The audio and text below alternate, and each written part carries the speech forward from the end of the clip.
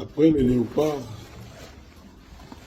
c'est maman Riffa à Londres, le 4 février. Happy birthday to you, maman. Joyeux anniversaire.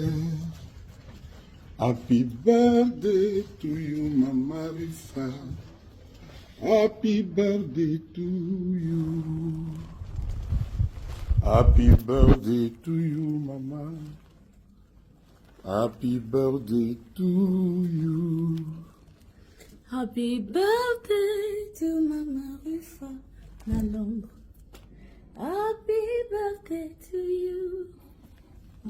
Happy birthday to you. Joyeux anniversaire. Quand pour monter à Londres, à Zala quitté, mais c'est parti remise. Maman il faisait mon tour au CP là. Zangi Maloba. Après le départ, ils ont maman Riffa. Joyeux anniversaire.